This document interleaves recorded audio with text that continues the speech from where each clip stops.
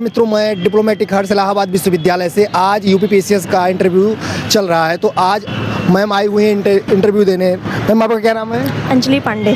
कहाँ से हैं? फतेहपुर डिस्ट्रिक्ट। आप ग्रेजुएशन क्या किए हैं? ग्रेजुएशन मैंने बीए मैथमेटिक्स किया है। ये मैथमेटिक्स। मैम, आपका माध्यम क्या है? इंग्लिश मीडियम है। इंटरव्यू में आपका कौन सा बोर्ड था? मेरा बोर्ड आलोक रंजन सर का था। आलोक रंजन सर। कैसे कैसे क्वेश्चन पूछे गए हैं मैम? बहुत डाइवर्सिफाई सेक्टर से क्वेश्चन पूछे गए हैं। मेरे एनसीसी से क्वेश्चन पूछे गए हैं, मेरे ग्रेजुएशन से क्वेश्चन पूछे गए हैं। इसके साथ साथ मैंने जो स्कूलिंग की, मेरे बैकग्राउंड से क्वेश्चन काफ़ी पूछे गए हैं। और कोई क्वेश्चन आईआर से या करंट अफेयर्स से? एक्चुअली यूजीसी का इशू पूछा गया है। उसके साथ साथ जो नक्सलिज्म वाला इशू चल रहा है वो पूछा गया है। उसके साथ साथ इंडिया यूएस वाला थोड़ा सा रिलेशंस, इंडिया यूएस। और हॉबी से? हॉबीज़ से एक दो, मतलब हाँ, मेरे हॉबीज़ से रिस्पेक्टेड एक दो क्वेश्चन उससे फिट हैं। और कोई क्वेश्चन याद आ रहा है कि नहीं मैम? बेसिकली उन्होंने आरएसएस एंड एनसीसी के बारे में काफ़ी डिटेलिंग में मुझसे क्वेश्चंस पूछे। उसके बाद मैंने मैकेनिकल इंजीनियरिंग से डिप्लोमा किया है, उससे काफ़ी क्वेश्चंस थे। और उसके साथ साथ बीसी सखी और यूपी गवर्नमेंट की जो 2-3 स्कीम चल रही है, इस पर क्वेश्चंस थे। ठीक है मैम, आप अब बताइए कि आपकी प्री की तैयारी कैसे हुई? आप क्या रणनीति फॉलो की कि आज यहाँ इंटरव्यू तक आई? आप कौन सा अटेम्प्ट था ये? मेरा सेकंड अटेम्प्ट था और पहला इंटरव्यू था। मेंस पास नहीं हुई थी दूसरे वाले, फर्स्ट वाले पहले में? वाले में मेरा प्री क्वालिफाइड नहीं हुआ था इवन। पहले वाले में प्री नहीं क्वालिफाई होता, दूसरे वाले में इंटरव्यू राउंड तक पहुंची। जी जी। तो क्या आपकी रणनीतियाँ थी प्रीलिम्स की? बेसिकली जो फर्स्ट अटेम्प्ट में जब प्री नहीं पास कर पाई तो फिर मैंने अपनी स्ट्रेटजी में थोड़े चेंजेस किए। बुक्स तो मैंने सेम मटेरियल रखी जो सब रेफर करते हैं, जो सब टॉपर्स बताते हैं। बुक्स मटेरियल वही था, बस उनका रिवीजन काफ़ी बढ़ाया, टेस्ट लगाए। इन दो चीज़ों पर मैंने एम्फेसाइज किया। और प्री आप क्यों आपका नहीं क्वालिफाई हुआ था? क्या सीसेट इसका कारण था? नहीं, CSAT was not the factor, बस प्री में मार्क्स थोड़े से कम थे। अच्छा। 2-3 नंबर से मैंने। और मेंस के लिए आपका क्या रणनीतियाँ थी? क्या मूल मंत्र आप छात्रों को देना चाहेंगे? मेंस के लिए रेगुलर प्रैक्टिस। जितना आप प्रैक्टिस करिए वही मेन फार्मूला। जितना आप प्रैक्टिस करेंगे, रिगरस राइटिंग, वही फार्मूला है मेरे लिए मेंस का। GS 5, 6 के लिए क्या रणनीतियाँ आप फॉलो की? ओके, GS 5 एंड 6 अभी लास्ट 2 साल पहले से इंट्रोड्यूस हुआ है, तो काफ़ी मटेरियल कम है मार्केट में। बट अगर आप कोई एक मटेरियल ले लो और उसी पे वैल्यू एडिशन करते रहिए, क्योंकि मार्केट में काफ़ी ज़्यादा मटेरियल्स हैं, इनमें से कोई एक ले लेकर वैल्यू एडिशन करते रहिए। यूपी गवर्नमेंट के साइट्स हैं, उन पर विजिट करिए, उनसे वैल्यू एडिशन करके आप अपना मटेरियल इनरिच करिए और फिर प्रैक्टिस कीजिए। आई थिंक पॉलिटी के लिए आपने लक्ष्मीकांत के अलावा आपने कोचिंग ऑफलाइन की या ऑनलाइन? एक्चुअली मैंने कोचिंग नहीं की है कहीं पे पर्टिकुलर, ऐसे मैंने सेल्फ स्टडी की और बाकी एक दो कुछ लोग थे जिनसे मैंने गाइडेंस ज़रूर ली है, तो सेल्फ स्टडी बिना कोचिंग के? अच्छा, तो आपने पॉलिटी लक्ष्मीकांत के अलावा एनसीईआरटी कितना रोल है यूपीपीसीएस के लिए? यूपीपीसीएस के लिए एनसीईआरटी रोल प्ले करती हैं बिकॉज वो आपकी अंडरस्टैंडिंग डेवलप कर देती हैं। क्योंकि कुछ चीज़ें जैसे आप इलेक्टोरल सॉवरेनिटी, डेमोक्रेटिक अकाउंटेबिलिटी, ये टर्म आप तब अंडरस्टैंड करते हो जब आपको बेसिक अंडरस्टैंडिंग।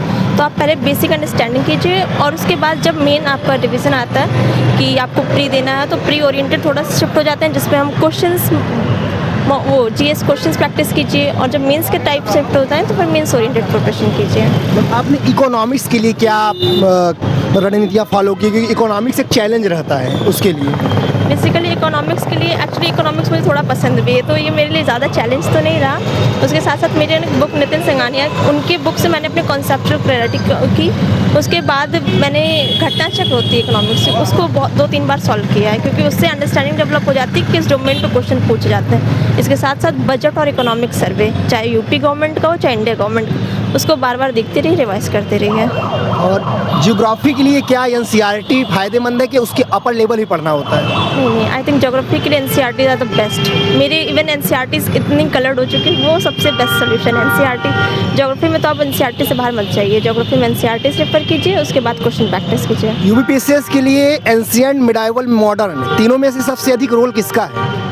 आई थिंक तीनों का ही रोल, यूपीपीसीएस में तो तीनों का ही रोल मुझे दिखता है, क्योंकि क्वेश्चंस 20-25 आते हैं हिस्ट्री पे और तीनों के बराबर ही रहते हैं। तो तीनों के लिए, इसके लिए अगर आपका हिस्ट्री पोर्शन थोड़ा वीक है तो आप थोड़ा सा बेसिक अंडरस्टैंडिंग कुछ एनसीईआरटी से डेवलप करके घटना चक्र पर रिलाई कर सकते हैं। मैम, कहा जाता है कि पॉलिटिक, मॉडर्न हिस्ट्री और पॉलिटी को इंटरलिंकेज करके पढ़ना चाहिए, क्या यह सही है? मॉडर्न हिस्ट्री और पॉलिटी को इंटरलिंकेज करके? आई थिंक आप पहले इंटरलिंकेज तब करेंगे जब आपको बेसिक अंडरस्टैंडिंग, पहले आप उस अंडरस्टैंडिंग पे काम कीजिए। अगर आपको वो अंडरस्टैंडिंग डेवलप हो जाएगी तो आप इंटरलिंकेज अपने आप कर लेंगे, मुझे ये लगता है। और मैम इंटरव्यू के लिए आपने क्या फॉलो किया था? शुरू से आपके अंदर बोलने की कैपेसिटी या कुछ थी कि अब आप परीक्षा के बाद अपने आप को उस हाल में? देखिए, ये जो प्रिपरेशन होती है आपको अपने आप सिखा देती है, ऑब्स्टेकल्स चैलेंजेस ऐसे ऐसे क्रिएट करती है कि सारी चीज़ें अपने आप विद टाइम डेवलप हो जाती है।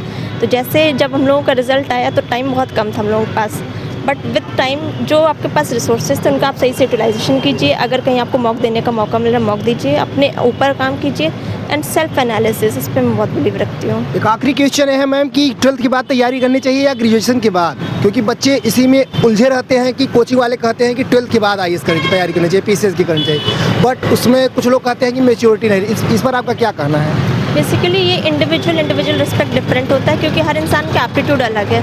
इंसान को अपने ऊपर आइडेंटिफाई करने की ज़रूरत है, क्योंकि कॉलेज लाइफ भी बहुत इंपॉर्टेंट रोल प्ले करती है इस प्रिपरेशन पे। तो आप मिड ऑफ द कॉलेज भी स्टार्ट कर सकते हैं, किसी को लगता है वो, इवन कुछ लोग कॉलेज के बाद स्टार्ट करते हैं। डिपेंड करता है आपकी इंटेंसिटी, आपकी कैपेसिटी पे। आई थिंक ये बहुत बहुत धन्यवाद मैं आपको बहुत शुभकामनाएं देता हूं कि आपका सिलेक्शन हो और आप एक अच्छे अधिकारी बने और लोगों की समस्याओं को सुने और आप एक चहेते अधिकारी बने। तो आपको बहुत बहुत शुभकामनाएं मैम। मैं डिप्लोमेटिक